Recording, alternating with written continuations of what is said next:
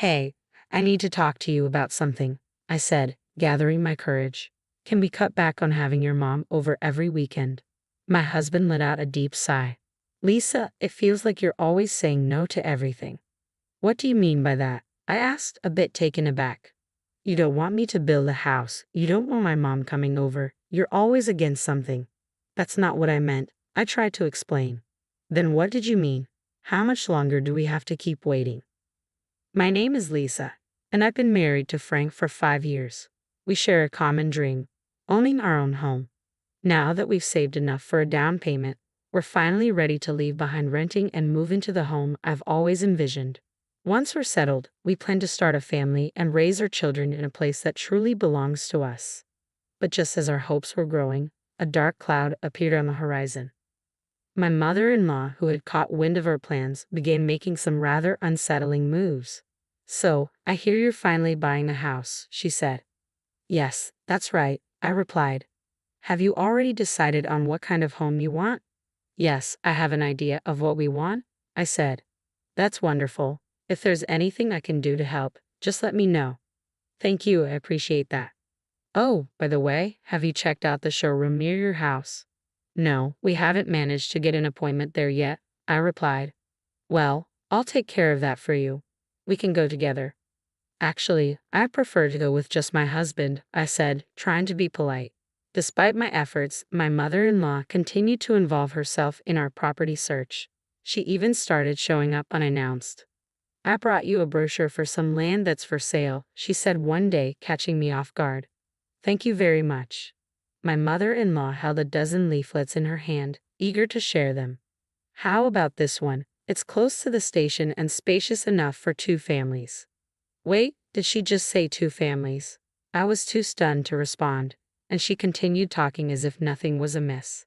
If the train station isn't nearby, it's inconvenient for everything, and you'll want to be close to a hospital for when you get older. This property is also near a supermarket. It must be hard for you to choose with so many options, right? What started as an offer to help quickly turned into her taking control of the house search. She was making decisions as if she planned to live there too. This is not good at all. I told my husband everything that had happened that night. Oh, I think she might have mentioned something about living together, he said casually. What? You want us all to live together? I asked, surprised. Well, if you're okay with it, I'm not going to push you into anything, don't worry. I felt blindsided by his response. If I'm okay with it? No, I'm not. I couldn't believe he was being so indecisive. When it's time to tell my mother-in-law that we're not living together, I'm going to be the one dealing with the fallout. Why can't he see that? Maybe we should stop building the house, I suggested, feeling frustrated. What? Why? He asked, clearly confused. Because of the way you phrased it. If I refuse to live with her, she'll know I was the one who said no. We're going to be together for a long time, and I don't want things to become awkward. I'd rather not have a house if it means dealing with that. We can raise our kids in a rental and use the down payment we save for their education instead. My husband's panic was evident. Wait a minute, I understand now. I'll tell her no, and we'll move forward with building the house. No, it's fine. You can't even stand up to your mother. I'd never seen him stand up to his mother before. Trust me, I'll handle it, he said, trying to reassure me. Why are you so desperate? He asked, sounding puzzled. I want to live in our own house and raise our children there, I replied. You didn't seem so enthusiastic about it before. That's not true. I was excited. It's hurtful to say otherwise. I feel just as strongly about our children. All right, I understand. My husband promised he would tell his mother no, but given his usual hesitation, I doubted he'd follow through. However, the day after our conversation, my mother-in-law stopped pressuring us and even called to apologize. Lisa, I got scolded by Frank. He told me he wants to live with you alone. I'm sorry for pushing my opinions on you, my mother-in-law said. I was surprised to hear that Frank had actually stood up to her. He could speak his mind when it mattered. Still, I couldn't shake a lingering suspicion. When I told my husband about the apology, he had a satisfied grin on his face. See? When I say I'll speak up, I mean it. What's with that look in your eyes? I asked, puzzled. I was wondering if you really told her, I said, still unsure. Are you doubting me? Isn't that awful? He replied, hurt. I haven't seen you stand up to your mother in 5 years, and you didn't do it in front of me. That's unfair. I tried so hard.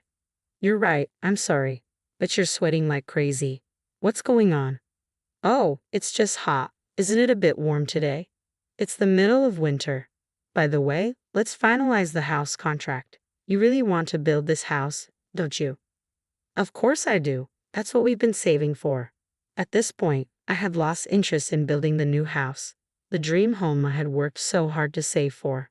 My enthusiasm had dwindled due to my mother-in-law's behavior and my husband's attitude, making me feel as if all my efforts had been in vain. I found myself stepping back from the idea.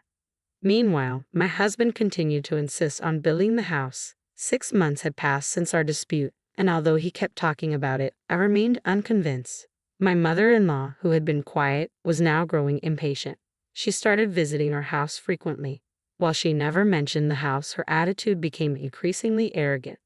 Both my husband and I work full-time, and we both have weekends off. Lately, my mother-in-law has been coming over to our house every weekend. I could manage if it were just once a month, but her frequent visits are making me uncomfortable. My husband seems to be quite pleased with the arrangement, but it's becoming a problem for me.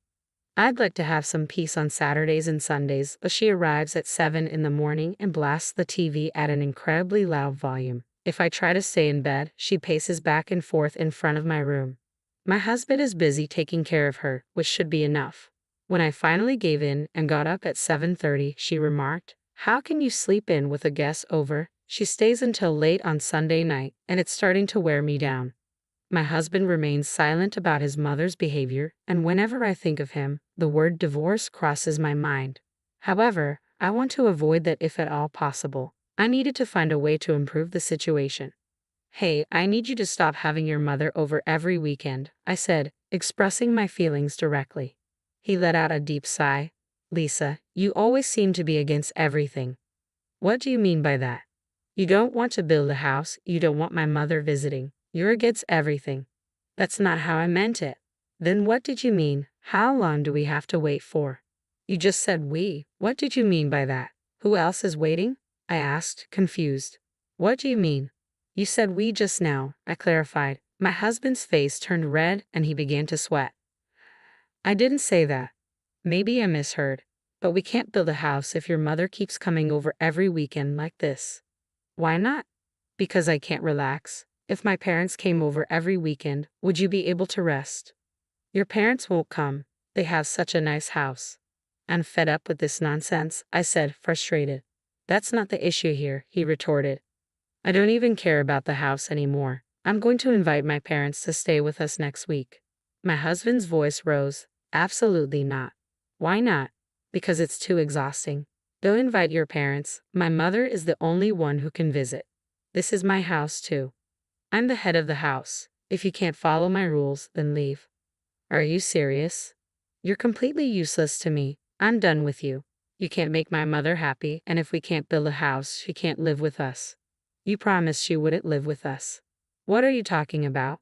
Once the house was built, we could do whatever we wanted, including having my mother live with us." "What do you mean?" "I've told you this before, and you still don't understand.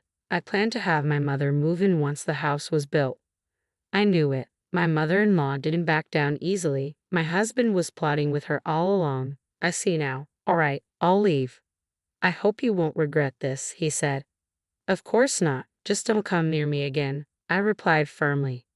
I packed only the essentials and went to my parents' house. They were taken aback by my sudden arrival, but once I explained what had happened, they welcomed me with open arms. "This is what family is for, right? I suppose our relationship was damaged from the start when I couldn't trust my husband," I said.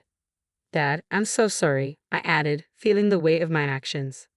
"I understand things didn't work out between you two, but work and personal life are separate issues." "Yes, I agree." So my ex-husband and I are now divorced. There were no money claims or financial disputes, just a straightforward division of property. But 3 months have passed, and now my ex-husband is on his knees in front of me. "I'm sorry, father-in-law," he says. "I'm not your father anymore. Be careful what you call me." Boss, is this a result of me divorcing your daughter?" "What are you talking about?" Why did my ex-husband come all the way to my parents' house and get down on his knees? It's because he received an unwanted transfer. Both of us worked for my father's company, and he seems to believe the transfer was a consequence of our divorce. However, my father made it clear during the divorce that personal matters had no bearing on work decisions. All employees at his company are assigned to regional posts for a few years to enhance their skills, and transfers are never used as a form of punishment. But that explanation doesn't seem to satisfy my ex-husband. Lisa, you need to stop the boss. I thought you told me never to show my face again. I'm sorry, please, he begged. No, this isn't an obligation. I was once in line to be the next president, remember? I can't believe you interrupted me with such nonsense. You're mistaken. I'm still the next president, regardless of our divorce. What? Of course, I'm his daughter. My ex-husband nodded and left our house. The next day, he submitted his resignation, despite people around him trying to explain that the transfer wasn't a demotion. He refused to listen. A few days later, he was found in an unexpected place. I was casually watching a documentary on TV when I saw my ex-husband featured on the program. He appeared in line at a volunteer organization for a meal donation, looking disheveled and poorly dressed.